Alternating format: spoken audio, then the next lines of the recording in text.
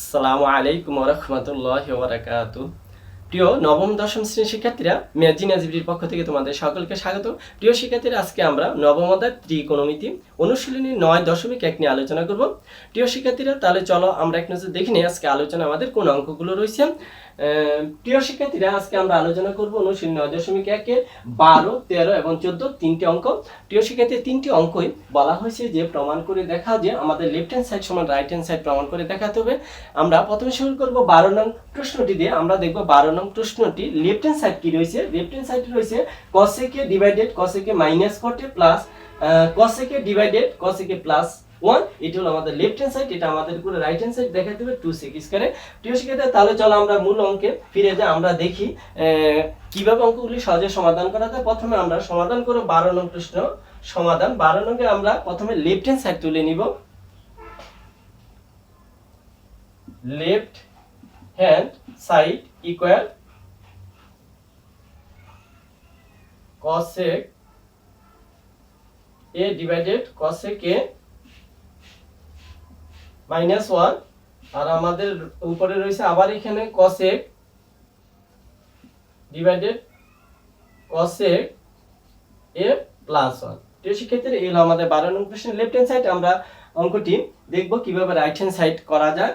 প্রথমে আমরা প্রিয় শিক্ষার্থীরা, আমরা দেখতে পাচ্ছি প্রথমে নিচে রয়েছে আমাদের cosec মাইনাস cot আর cosec প্লাস 1। আমাদের left hand side cosec minus 1 আর cosec প্লাস 1। তাহলে আমরা একটু লক্ষ্য করে দেখতে পাচ্ছি যে একটা হচ্ছে a প্লাস b ইনটু একটা a মাইনাস b। তাহলে আমরা দুটারে সূত্র প্রয়োগ না করে প্রথমে লসাগু করব, হরগুলি লসাগু করে নিব। cosec a প্লাস 1 আমরা সাজিয়ে লিখলাম, আরেকটা হলো cosec a মাইনাস 1 আমরা লসাগু করে নিলাম সাজিয়ে। এখন আমাদের যে লসাগুটা হয়েছে, এই লসাগুকে প্রথম সংখ্যাটি হর দিয়ে ভাগ করব। তাহলে প্রথমে হর হয়েছে cosec মাইনাস 1। তাহলে আমরা যদি cosec মাইনাস 1 চলে যাবে, ভাগ করে থাকবে cosec প্লাস 1। যে সংখ্যাটি থাকবে এই সংখ্যাটিতে আবার উপরেরটাকে গুণন করতে হবে, অর্থাৎ লবকে গুণন করতে হবে। তাহলে আমাদের গুণন হবে cosec a দিয়ে cosec প্লাস 1 কে গুণন করতে হবে। তাহলে আমরা যদি গুণন করি যে cosec ইনটু cosec, তাহলে আমরা পাবো cosec স্কয়ার, cosec স্কয়ার স্কয়ারে প্লাস আবার cosec দিয়ে যদি আবার 1 কে গুণন করি আমরা পাবো cosec, শুধু cosec এ cosec এ। প্রথম অংশ আমরা শেষ করছি। আবার অনুরূপভাবে দ্বিতীয় যে সংখ্যাটি রয়েছে, এটা লসাগুকে দ্বিতীয় সংখ্যাটি যে হর আছে এটা দিয়ে ভাগ করব। ভাগ করলে দ্বিতীয়টি ছিল cosec প্লাস 1, ভাগ করলে আমাদের cosec প্লাস 1 চলে যাবে, থাকবে cosec মাইনাস 1। আবার এই cosec a মাইনাস 1 দিয়া এই cosec দিয়ে এটাকে গুণন করতে হবে। তাহলে আমরা যদি গুণন করি তাহলে আবারও আমরা পাবো প্লাস প্লাস দিয়ে নিলাম, গুণন করলে পাবো cosec স্কয়ারে। আবার এই cosec দিয়ে যদি আমরা মাইনাস 1 কে গুণন করি তাহলে আমরা পাবো minus cosec a।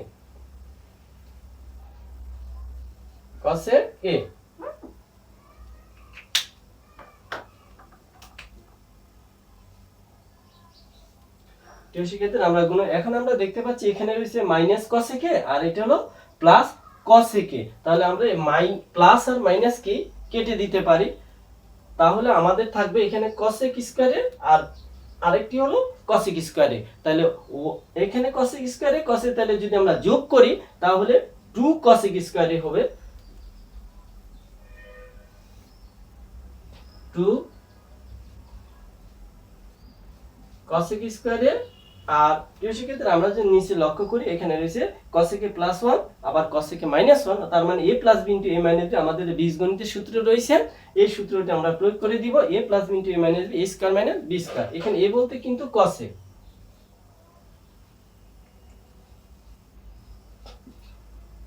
স্কয়ারে minus 1 equal.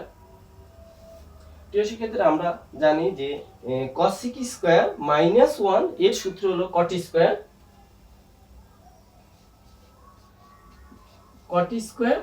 a।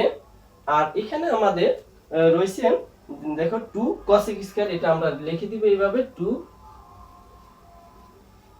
cosec square. প্রিয় শিক্ষার্থীরা, যেহেতু আমাদের এখানে জায়গা নেই, আমরা উপরে চলে যাব।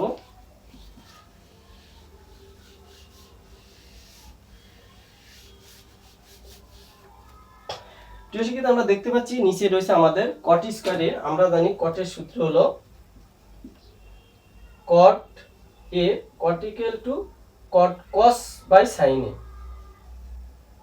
cos a cot equal cos by sin a, sin a এই সূত্রটি দিব।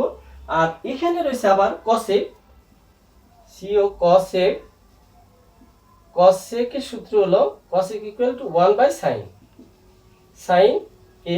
আর যেহেতু এখানে স্কয়ার ছিল, এখানে যদি স্কয়ার এখানে স্কয়ার হবে, আর এখানে যদি tan স্কয়ার হয় তাহলে এখানে cos স্কয়ার sin স্কয়ার হবে। আমরা স্কয়ার থাকলে এইভাবে দিয়ে নিব। তাহলে আমাদের নিচে আমাদের সূত্র হবে cot স্কয়ারের সূত্র হলো cot equal to cos square by sin square. তাহলে আমরা দিয়ে দিব cos স্কয়ার ডিভাইডেড sin স্কয়ারে, আর নিচে ছিল আমাদের 2 cosec, তাহলে আমরা এখানে লিখব 2, এখানে গুণন দিয়ে দিব, আর cosec এর সূত্র 1 by sin, 1 by sin।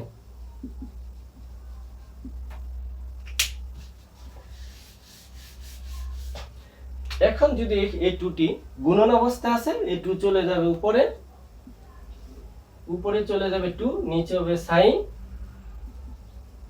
sin স্কয়ারে, আর আমাদের এখানে ছিল cos স্কয়ার এ ডিভাইডেড sin স্কয়ারে। প্রিয় শিক্ষার্থী, এটা ভাগ ছিল, যদি আমরা এখানে ভাগ আছে গুণন করে দিব, রাশিটি উল্টে যাবে, নিচেরটা উপরে, উপরেরটা নিচে আসবে, ইকুয়াল। তাহলে আমরা পাচ্ছি 2 ডিভাইডেড sin স্কয়ারে, ভাগ ছিল গুণন দিয়ে দিলাম, আমাদের sin স্কয়ার চলে যাবে উপরে, আর নিচে চলে আসবে cos স্কয়ার। এখন দেখতে পাচ্ছি আমরা এই sin স্কয়ার কাটা, আর আমাদের এখানে থাকছে এই 2 গুণন, উপরে যদি আমরা 1 বাই cos স্কয়ার দিয়ে দেই, প্রিয় শিক্ষার্থী, এই 2 দিয়ে যদি আমরা 1 কে গুণন করি, 2 চলে যাবে উপরে, আর নিচে cos স্কয়ার। আমরা এখানে একটি লাইন শর্ট করেছি, তাহলে আমাদের দাঁড়াচ্ছে 2 ইনটু 1 বাই cos থাকে। আমরা আবারও উপরে চলে যাব, যেহেতু আমাদের জায়গা নেই।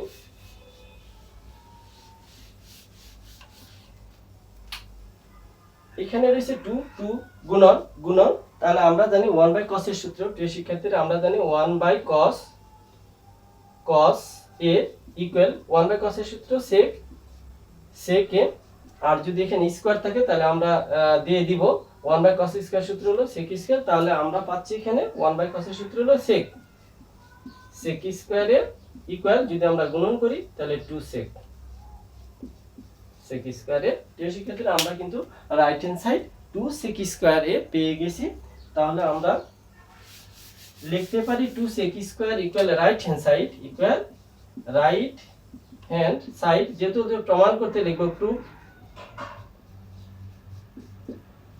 প্রিয় শিক্ষার্থীরা, আমরা তোমাদের সামনে 12 নং প্রশ্নটি লেফট হ্যান্ড সাইড তুলে ধরেছি। আমরা রাইট হ্যান্ড সাইড কিন্তু পেয়ে গেছি। আশা করছি তোমরা অঙ্কটি বুঝতে পেরেছো। এখন আমরা আলোচনা করব যে 13 নং প্রশ্ন। আমরা দেখব 13 নং প্রশ্নটিতে লেফট হ্যান্ড সাইড কি রয়েছে। 13 নং প্রশ্ন লেফট হ্যান্ড সাইড রয়েছে 1 divided 1 plus sin a plus 1 divided 1 minus sin a। এটা এই লেফট হ্যান্ড সাইড করতে রাইট হ্যান্ড আমাদের অনুরূপভাবে 2 sec স্কয়ারে দেখাতে হবে। তাহলে চলো আমরা দেখি অঙ্কটি কিভাবে সমাধান করা যায়। আমরা প্রথমে লিখব 13 নং প্রশ্নের লেফট হ্যান্ড সাইড।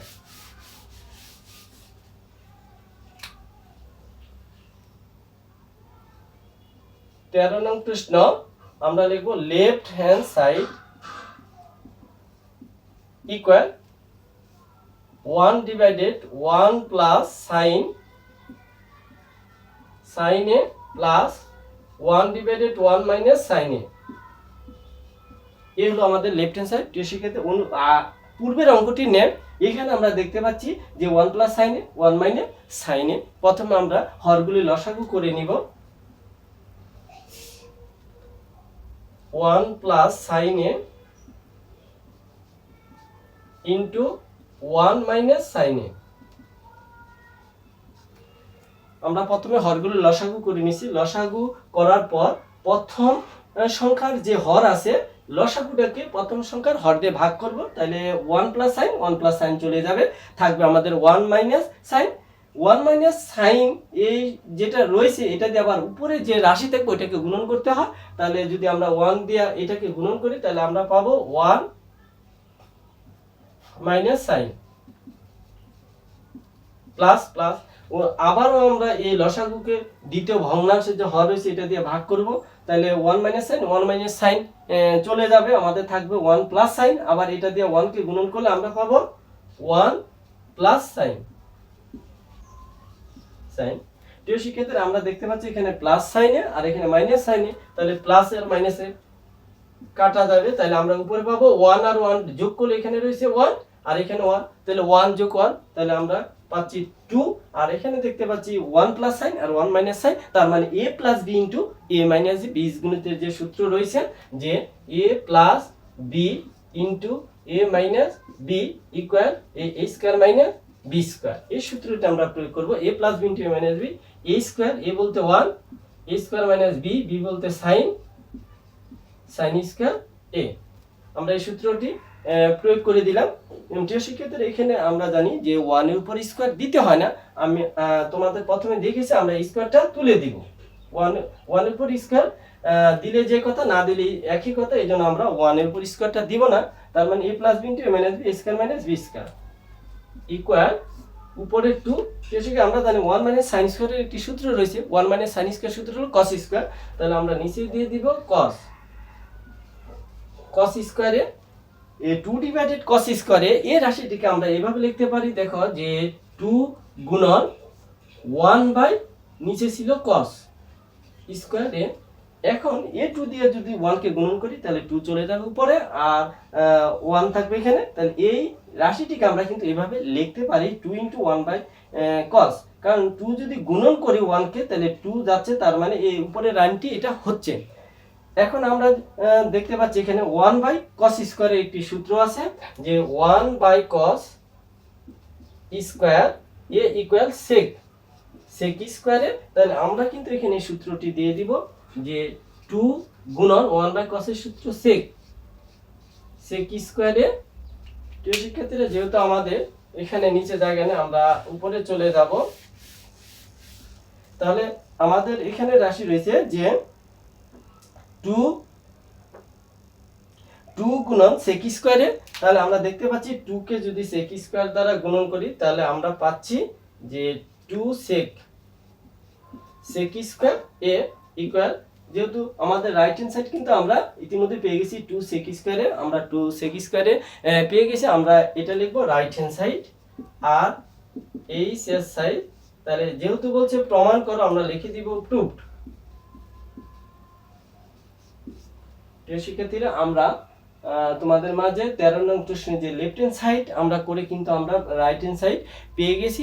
আশা করছি অঙ্কটি তোমরা বুঝতে পেরেছো। এখন আমরা আমাদের সর্বশেষ অঙ্ক 14 নং প্রশ্নটি নিয়ে আলোচনা করব। আমরা দেখব 14 নং প্রশ্নে কি বলছে। 14 নং প্রশ্নে লেফট হ্যান্ড সাইড রয়েছে 1 ডিভাইডেড cos থেকে -1 -1 ডিভাইডেড cos থেকে +1 ইকুয়াল 2 tan স্কয়ারে, আমাদের right hand side 2 tan square এ প্রমাণ করতে হবে।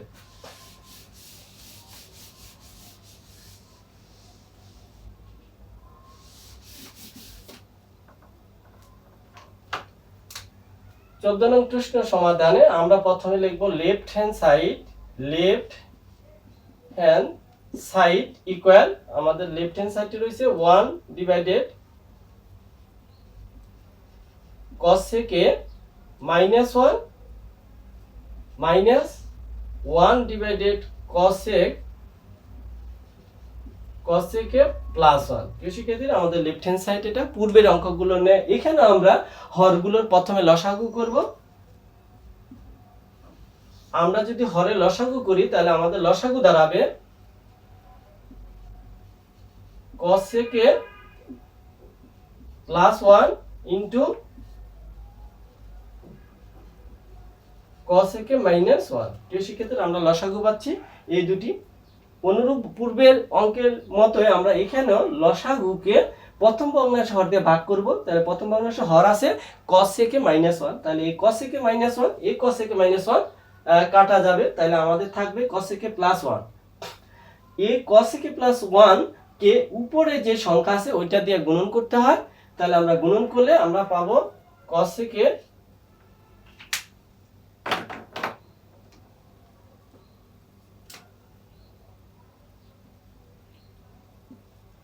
থেকে এখানে প্লাস আছে, আমরা পাবো কি +1। অনুরূপভাবে আমার দ্বিতীয়টাকে যদি আমরা ভাগ করি cos থেকে +1, cos থেকে +1 চলে যাবে, থাকবে cos থেকে -1, তাহলে আমরা লিখব যে প্লাস দিয়ে নিলাম আমরা মাইনাস, সূত্রের মাইনাস, আমরা সূত্রের মাইনাস দিয়ে নিলাম,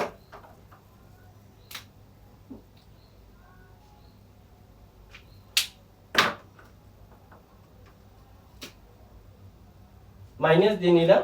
আবার অনুরূপভাবে যদি আমরা ভাগ করি তাহলে cos থেকে +1, cos থেকে +1 কিন্তু চলে যাবে আমাদের, তাহলে আমরা থাকবে cos থেকে -1, এই cos থেকে -1 দ্বারা উপরটা গুণন করলে তাহলে প্রথমে cos থেকে এখানে মাইনাস আর এখানে ছিল মাইনাস, আমরা জানি মাইনাস মাইনাসে প্লাস হয়, তাহলে +1 হয়ে যাবে ইকুয়াল। এখন আমরা দেখতে পাচ্ছি এখানে মাইনাস cos থেকে আর প্লাস cos থেকে আমরা কেটে দেব, মাইনাস আর প্লাস কাটা, তাহলে 1 1 এ পাচ্ছি 2,